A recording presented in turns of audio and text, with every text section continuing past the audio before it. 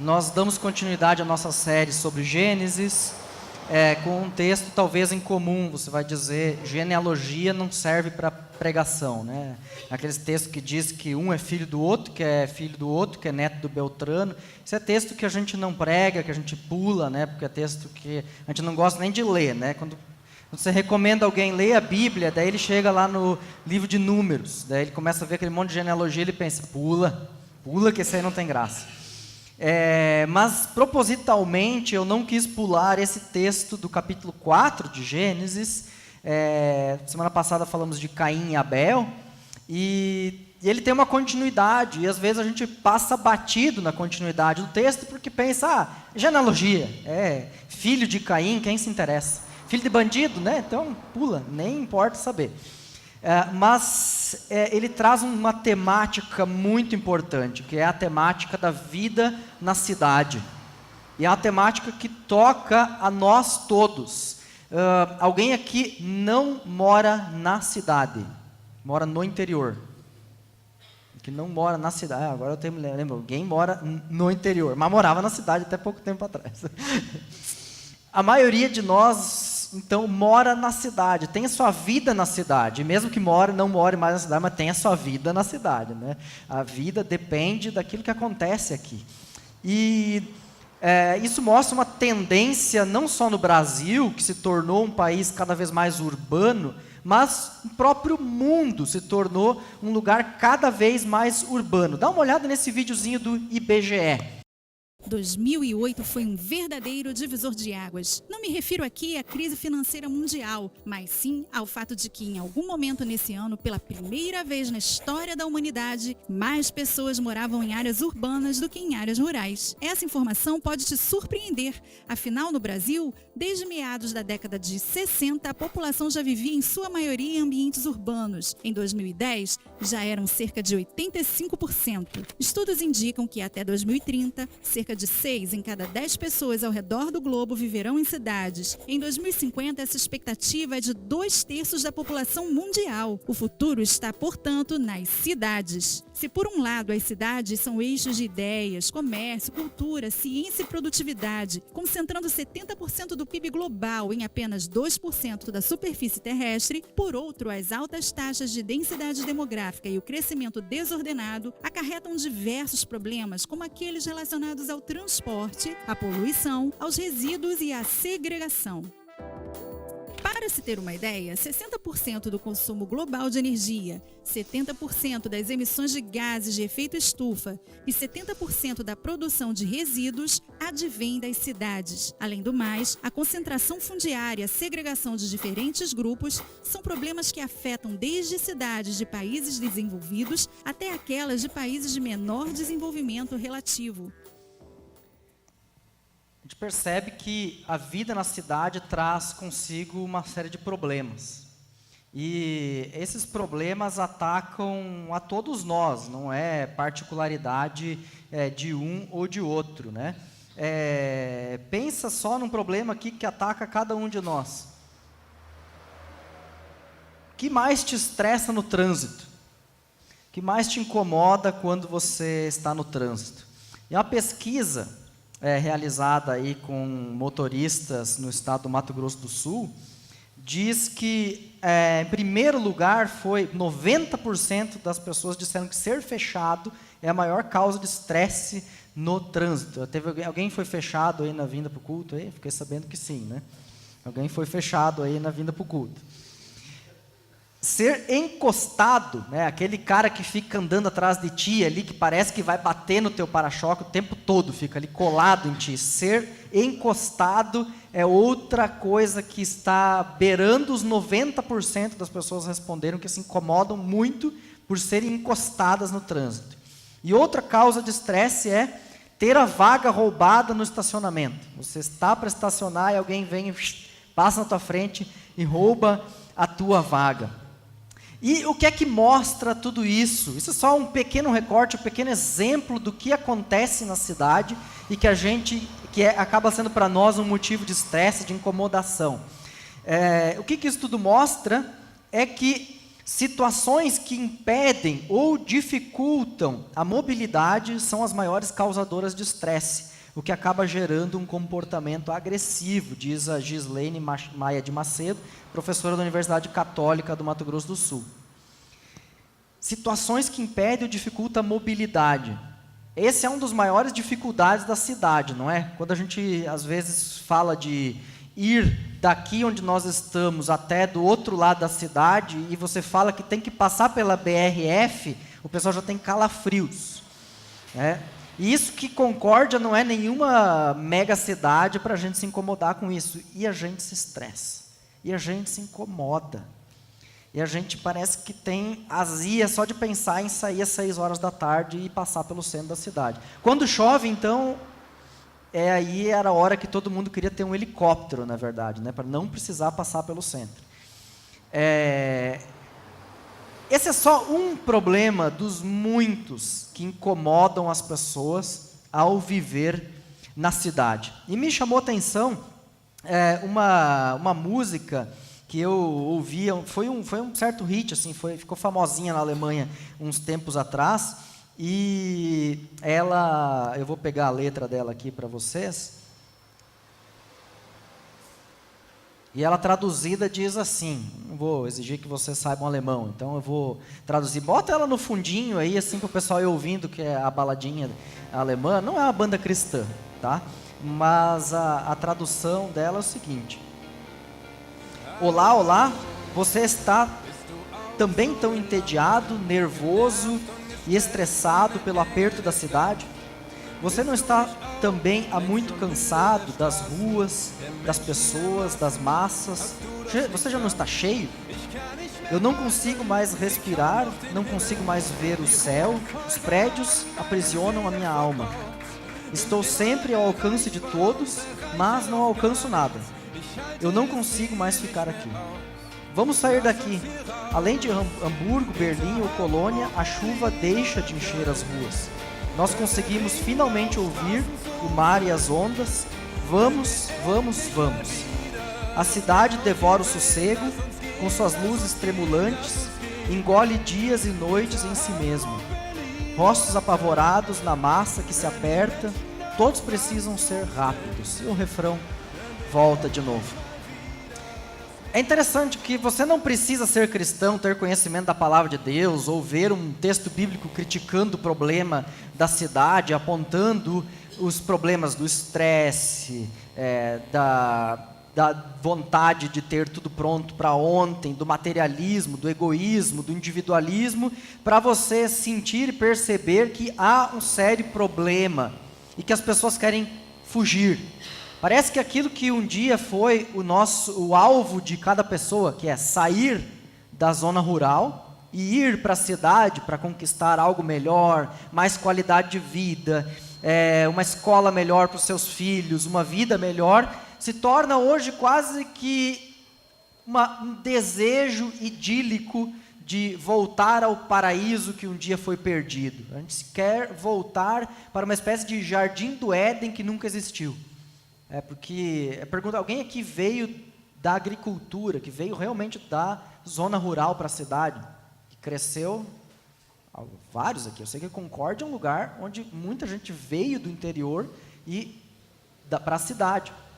Agora eu pergunto, você pensa seriamente quando dá uma enchente lá no centro e a coisa fica ruim, que você gostaria de voltar a viver no interior e do interior? Não. Mas às vezes a gente tem, isso porque a gente conhece bem o interior aqui, sabe a realidade dele, mas às vezes se tem essa tendência. Na Alemanha, cada vez mais pessoas compram casas em vilas no interior, que são o quê? 5, 10 minutos de carro, 15 minutos do centro da cidade, para escapar da folia da cidade e viver num lugar mais sossegado e tranquilo. Aqui em Concórdia, mas não ia resolver grandes coisas, né? Eu acho que se a gente ir para o interior aqui é igual meia hora de estrada de chão, não ia resolver grandes coisas. Mas há essa tendência hoje de se procurar lugares mais tranquilos e sossegados, escapar um pouco da folia da cidade. Bom, O texto bíblico de hoje fala a respeito de alguém que construiu uma cidade. Eu convido então a lermos Gênesis capítulo 4, versos 17 até o 26. Gênesis 4, 17 a 26. Se você tem sua Bíblia, pode abrir. Se você não tem, está projetado aí, você pode acompanhar. O seu aplicativo também te ajuda nessa hora. A palavra diz assim: Caim teve relações com sua mulher, e ela engravidou e deu à luz Enoque. Depois Caim fundou uma cidade, a qual deu o nome de seu filho Enoque. A Enoque nasceu Irade. Irade gerou Meujael. Meujael a Metusael. E Metusael a Lameque. Lameque tomou 2 mulheres. Uma chamava-se Ada e a outra Zilá. Ada deu à luz a Jabal, que foi o pai daqueles que moram em tendas e criam rebanhos. O nome do irmão dele era Jubal, que foi o pai de todos os que tocam harpa e flauta. Zilá também deu à luz um filho, chamado Tubal-Caim, que fabricava todo tipo de ferramentas de bronze e de ferro. Tubal-Caim teve uma irmã chamada Naamá. Disse Lameque às suas mulheres: Ada e Zilá, ouçam-me, mulheres de Lameque. Escutem minhas palavras. Eu matei um homem porque me feriu e um menino porque me machucou. Se Caim é vingado 7 vezes, Lameque o será 77. Novamente Adão teve relações com sua mulher e ela deu à luz outro filho, a quem chamou Sete, dizendo: Deus me concedeu um filho no lugar de Abel, visto que Caim o matou. Também a Sete nasceu um filho, a quem deu o nome de Enos. Nessa época, começou-se a invocar o nome do Senhor. Algumas observações sobre o texto, para a gente observar aqui e refletir um pouco a respeito. Caim funda uma cidade. E uma cidade aqui, a gente primeiro fica pensando assim: Caim funda uma cidade para quem? Para a esposa dele? Para o filho dele, a cidade de 3? E depois, de onde que ele arrumou uma esposa, né? Se ele era filho de Adão e Eva, de onde é que veio a esposa do Caim? Temos um problema aí. O texto nos coloca algumas preocupações na análise dele, mas o fato é que esses relatos de Gênesis 1 a 11, eles têm uma característica muito importante, que é não contar toda a história. Eles omitem certos dados, porque não são relevantes para dentro daquilo que o texto quer nos explicar. Então, da onde vem a esposa de Caim, ou para quem Caim constrói uma cidade, se ele só tem a esposa dele e o filho, isso é irrelevante. Isso não faz, não vai acrescentar nenhuma informação a mais no nosso repertório, saber da onde vêm essas pessoas. Fato é, e essa é a intenção do texto, é o que o texto quer que a gente saiba, é que ele fundou uma cidade. E uma cidade aqui, não precisamos pensar em São Paulo, Rio de Janeiro, ou Concórdia. A gente pode pensar algo mais simples, que era o que acontecia na época. A cidade era nada mais, nada menos que um agrupamento de casas fortificadas por um muro. Então, um agrupamento de casas fortificada pelo muro. Ou seja, poucas casas, um muro em volta, já seria uma cidade, um lugar de proteção. Mas a pergunta é: o que mais esse texto nos diz sobre esta cidade que Caim fundou? Percebemos aqui um dado a respeito de Lameque. Lameque, então, que está aí na linhagem do Caim, seria, vamos ver aqui, se o Caim fundou, o filho dele era o Enoque, o neto é Meujael, o bisneto é Metusael, o trineto é Lameque. Então, o trineto de Caim é Lameque. E se você folhear a sua Bíblia adiante, vai perceber que o Lameque, que está aqui no texto, ele tem uma relação aí com o nosso amigo Noé. Isso vamos falar semana que vem. O Lameque faz algo que está diretamente contrário àquilo que Deus instituiu na criação. Quando Deus cria o homem e a mulher, Adão e Eva, ele diz para eles: tu vais sair da casa dos teus pais, vai tomar a tua esposa e vai ser com ela uma só carne. E vai, então, multiplicar, vai dominar a terra, vai cuidar da terra. Essa é a ordem que Deus dá a Caim e a Adão e Eva. O que Lameque faz? Ele pega duas mulheres. Ele se casa com duas mulheres. Ele é bígamo. Além disso ser contrário à vontade de Deus, a gente sabe, ao longo de toda a Bíblia, que isso só traz pepino. Abraão teve concubina, deu problema. Tá? O Jacó teve concubina, deu problema. O Davi teve um par de concubina e um monte de esposa, problema. Salomão teve, então, ainda mais esposas e concubinas e ainda mais problemas.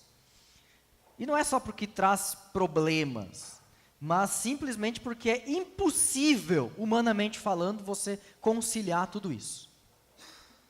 Você se dividir entre várias pessoas que necessitam da sua atenção, necessitam do seu cuidado, necessitam da sua alma e você não tem disponível. Eu não estou falando aqui do ponto de vista meu como marido, mas se pensar na esposa, vale o mesmo.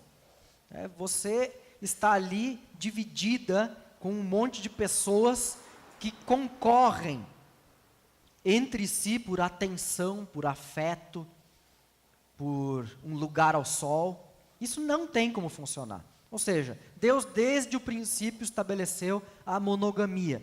E Lameque traz uma inovação aqui, a bigamia. E os nossos dias trazem outras inovações, como poliamor, né? Que é o poliamor, você vai tendo várias relações com várias pessoas, porque é possível amar várias pessoas ao mesmo tempo, e a gente vive então uma relação aberta, onde não há necessidade de vínculos, porque a gente é moderno e se entende, e a gente consegue a viver de forma despojada e livre um do outro, e ao mesmo tempo se amar e se respeitar, e tudo está certo no final. E a pessoa tem que gastar uma conta alta no consultório de psicologia e psiquiatria para resolver isso depois. Lameque toma duas mulheres e vai contra a vontade de Deus. Isso só mostra que o pecado de Adão e Eva, que é acentuado pelo de Caim, que é o primeiro assassino, só vai mostrando as consequências ao longo do tempo. Mas a gente tem que lembrar que o ser humano também é criado à imagem e semelhança de Deus. Ou seja, a descendência de Caim também é imagem e semelhança de Deus. Eles não deixam de ser amados por Deus. Não deixam de ser queridos por Deus, apesar dos seus erros, dos seus pecados. E a bondade de Deus se mostra na família de Caim, na família do Lameque, que nesta cidade começa a edificar, a construir coisas bonitas. Por exemplo, que Jubal foi o pai de todos os que tocam harpa e flauta. Você gosta de música? Quem não gosta de música? Todo mundo tem algum gosto musical. A gente pode discutir qual é o seu gosto musical, e aí a gente vai se dividir nas opiniões. O fato é que música é bacana, a gente gosta de ouvir, isso nos faz bem. E a música surge dentro dessa primeira cidade, dentro da família de um assassino e dentro da família de um bígamo. Por quê? Porque eles são imagem e semelhança de Deus. Porque também eles podem produzir coisas boas e dignas. Que mais? Que Tubal-Caim fabricava todo tipo de ferramentas de bronze e de ferro.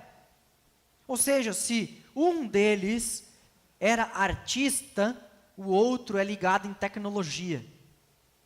A tecnologia também brota de pessoas cheias de pecado e de erros. Por quê? Porque são todas essas pessoas igualmente imagem e semelhança de Deus. Pessoas que Deus dotou com a capacidade de produzirem coisas boas. E é interessante que isso tudo surge no contexto dessa primeira cidade. Ou seja, as artes, a música, a poesia, a tecnologia, a ciência surge dentro da primeira cidade, como fruto do ser humano que é imagem e semelhança de Deus. O texto continua e mostra o outro lado da moeda. Dentro da cidade, o Lameque se mostra alguém brutal, alguém extremamente nocivo. E a nocividade dele se mostra no orgulho e prepotência. Quando ele diz para as mulheres dele, pensa, ele já tem 2 mulheres, aí ele diz para as mulheres. Eu fico pensando, por que ele diz isso para as mulheres e não para as outras pessoas? Ele diz, eu matei um homem porque me feriu, e um menino porque me machucou. Veja aqui a desproporcionalidade da sentença. Diz que as sentenças devem ser proporcionais, né? Olho por olho, dente por dente. E a gente já viu com Caim que Deus não aplicou essa regra. Porque Caim matou, deveria ter sido morto. Mas Deus teve misericórdia do Caim. E deixou ele vivo e deu a ele uma marca para que ninguém o matasse. E que ele tivesse a oportunidade de ir na terra dos errantes fazer nova vida. Deus ainda deu uma chance para ele. Mas o trineto de Caim enxerga a história de Caim de outra maneira, de uma maneira arrogante e egoísta. Ele diz, eu matei um porque me machucou, e até um piazinho eu matei porque fez mal para mim. Ou seja, o pecado, ele vai crescendo de tal maneira dentro da cidade, que a desproporcionalidade, a injustiça é isso, a desproporcionalidade, ela só cresce dentro dessa cidade. E nós temos aqui o primeiro caso, eu diria assim, de machismo. Não só porque ele teve 2 mulheres, porque ele olha para a mulher dele, para as 2 mulheres dele e diz assim, experimenta falar uma coisa. Se eu fiz isso para um molequinho, pensa que eu faço contigo. Se eu fiz isso para o piazinho, matei ele, o que eu vou fazer contigo se tu me desafiar?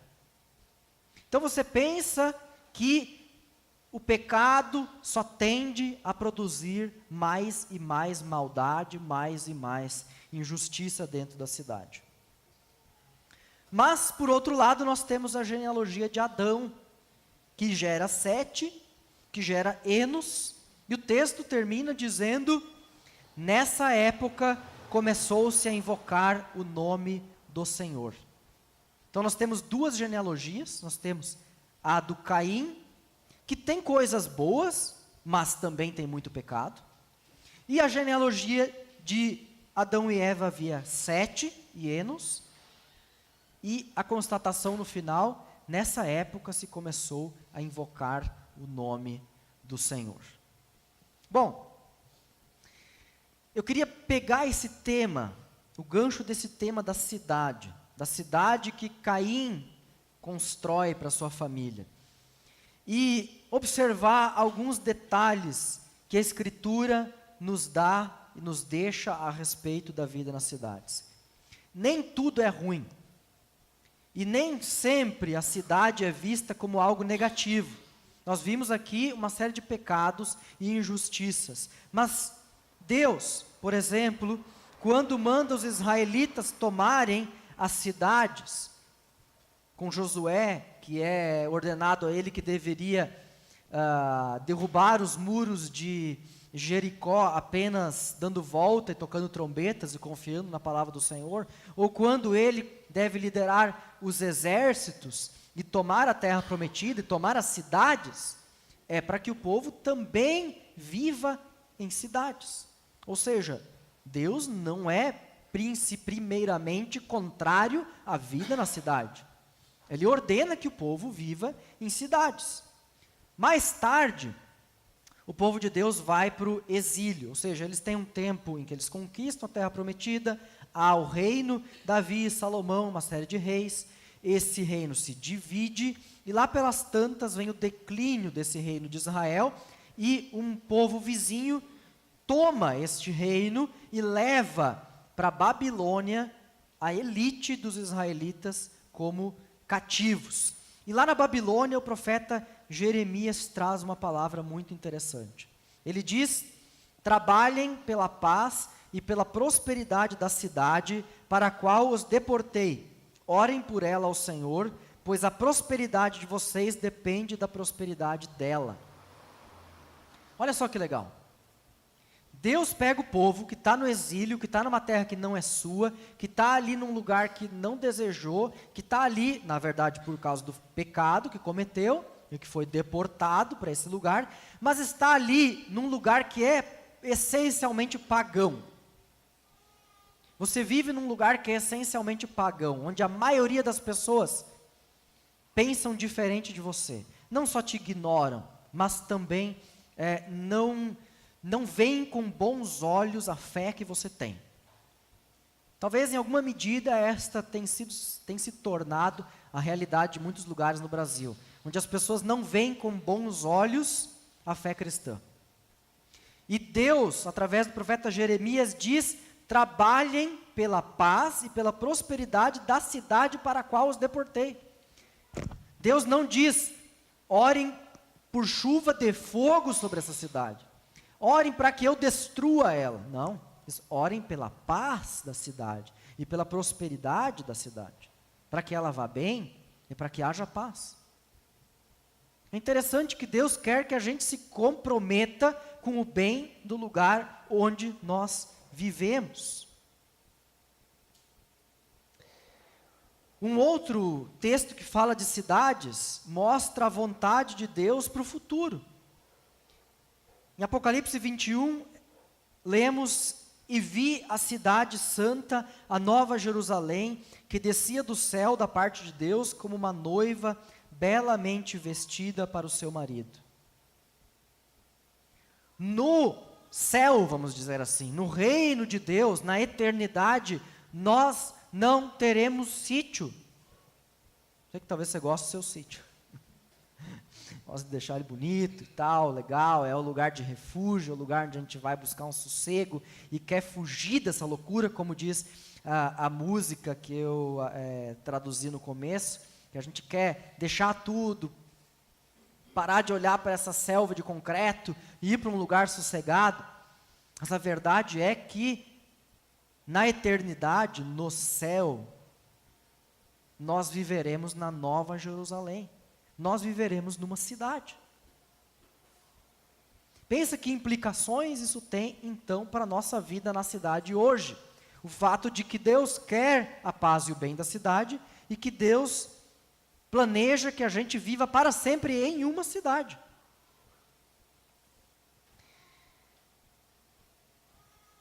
Quando nós buscamos critérios para a nossa vida na cidade e como nós devemos, como cristãos, transformar o lugar onde nós vivemos, a gente se depara com um texto bem interessante aqui, em Romanos 12:2.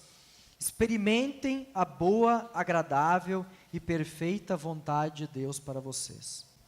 O texto fala de buscar a vontade de Deus, que é boa, perfeita e agradável.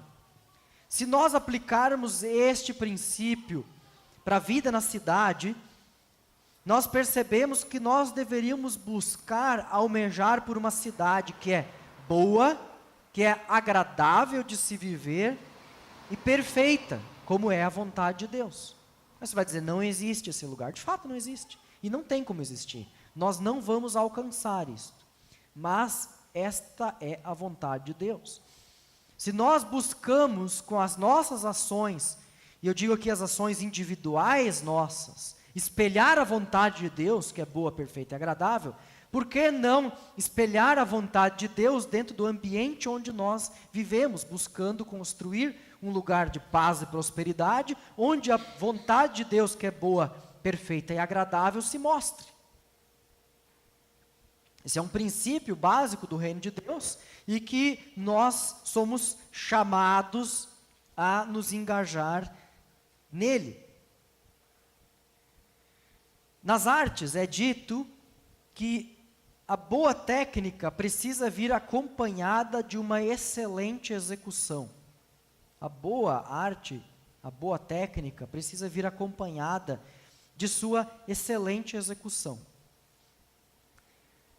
Quando nós estamos, vamos pensar agora aqui na nossa cidade Concórdia, quando nós estamos imaginando que cidade nós gostaríamos de viver, que cidade seria boa, perfeita e agradável, uma cidade repleta de paz e uma cidade onde a prosperidade, aquilo que Deus faz no meio dela, ali acontece. De que forma nós podemos pegar esse princípio, que é um princípio das artes e da técnica, e aplicar ele juntamente com essa ideia do reino de Deus, onde a vontade de Deus, boa, perfeita e agradável, deve ser buscada?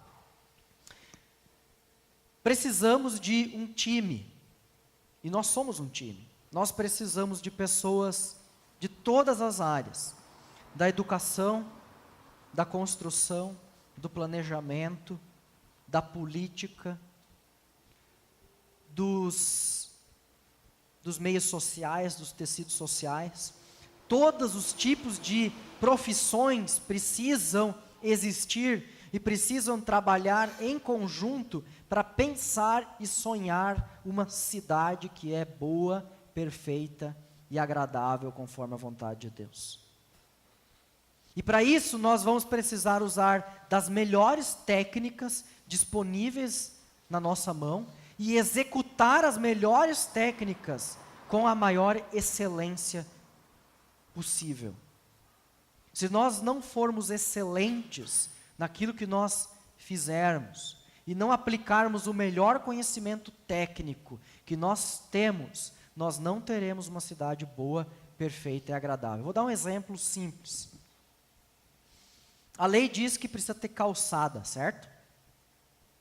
Você vai construir, você não vai ganhar habite-se se você não tiver calçada na frente. Mas se você tiver um terreno baldio, não precisa ter calçada. Ou se precisa, ninguém cumpre. Caminha aqui para cima e faz o contorno pelo Vista Alegre e vai para o centro. Quantas calçadas tem? Ou tenta vir da Copérdia até aqui para cima por um só lado da estrada.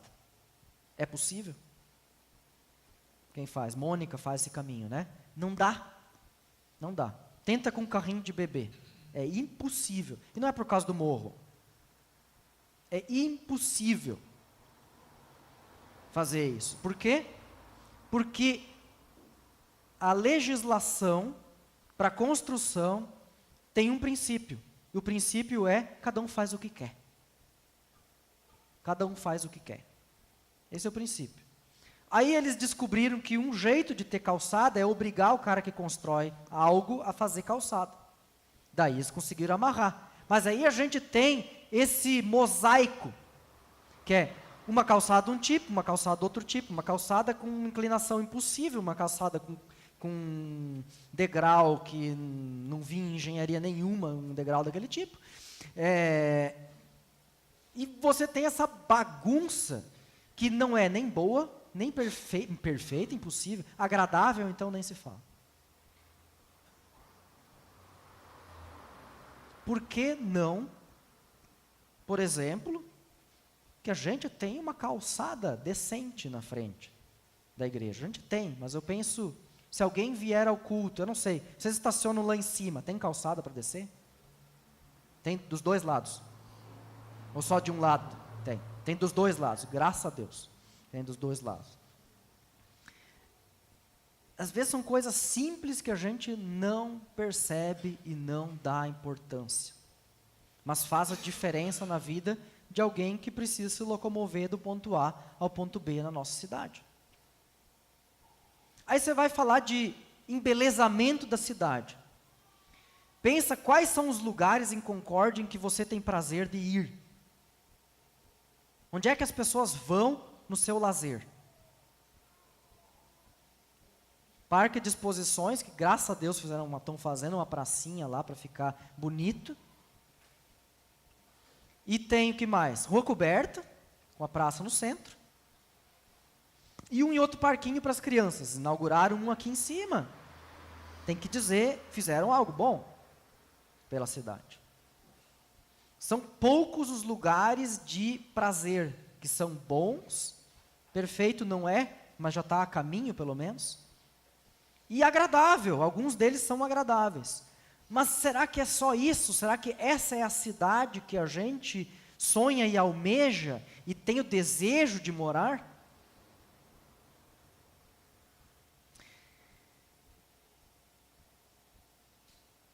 Eu botei uma foto aí do que poderia ser Concórdia, né? Poderia ser assim, né?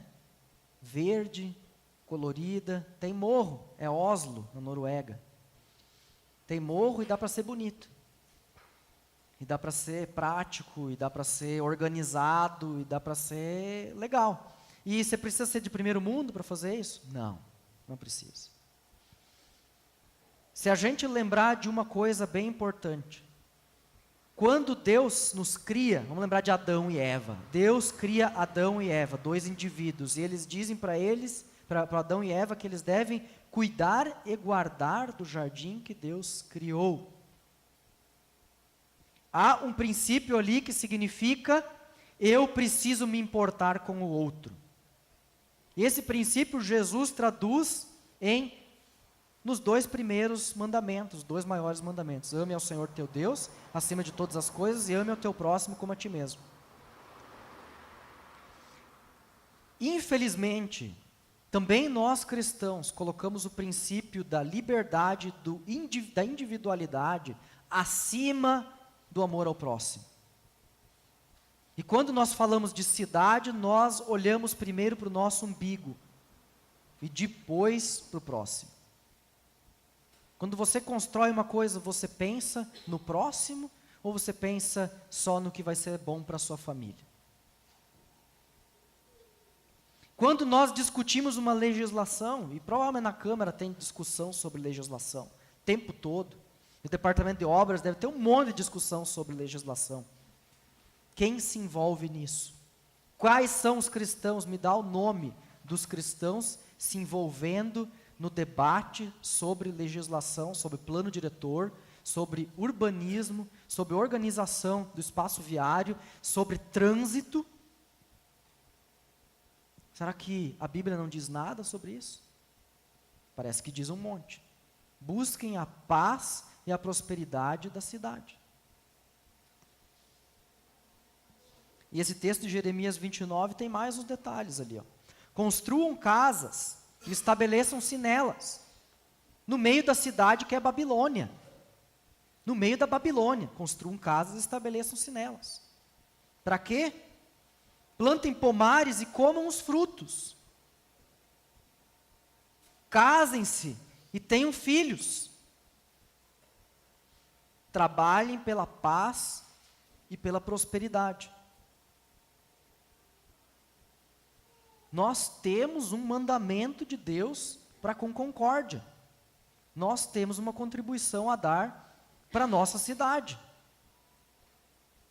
E às vezes você pode pensar que não está no nosso alcance, mas se a gente acha que não está no nosso alcance, nós precisamos dobrar o joelho e pedir ao Senhor que dê a oportunidade, que abra as portas e que a gente procure bater nas portas e se envolver nesse assunto.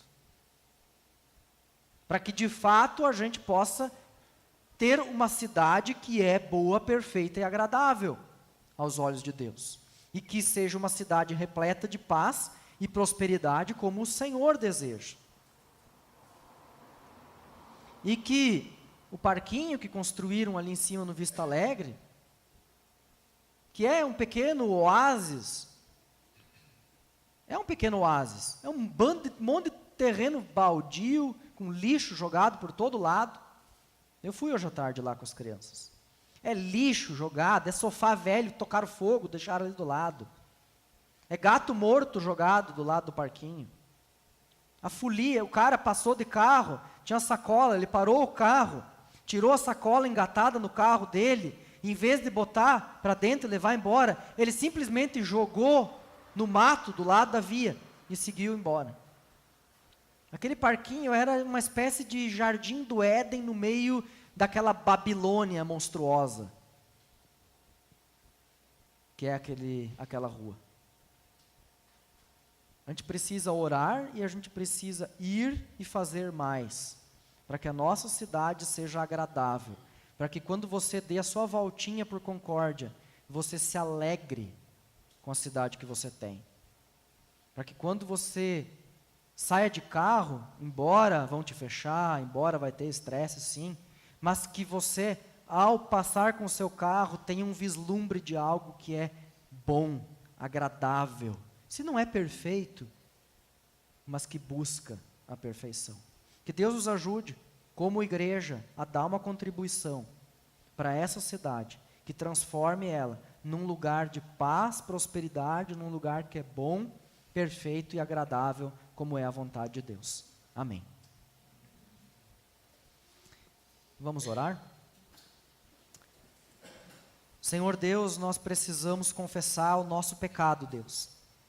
Confessar o nosso pecado porque tantas vezes nós buscamos em nossa cidade somente aquilo que traz agrado aos nossos olhos.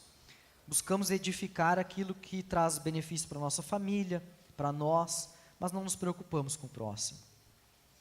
Vivemos de um lado para o outro e pensamos no que a gente pode fazer por nós mesmos, mas de fato o amor ao próximo nos falta. Nos falta quando pensamos na cidade. Quando muitas vezes queremos fugir daqui porque temos horror daquilo que vemos, mas não estamos nos colocando à tua disposição para transformar a realidade onde tu nos colocaste. Se essa cidade de alguma maneira é para nós Babilônia, ó Deus, dá-nos um coração que busca a paz e a prosperidade desse lugar. Dá-nos um coração, Deus, que busca construir casas, plantar vida, semear vida no meio desta cidade. Que o teu evangelho, atuando em nossos corações, possa nos fazer construtores de uma cidade boa, perfeita e agradável, como é a tua vontade. Em nome de Cristo Jesus. Amém.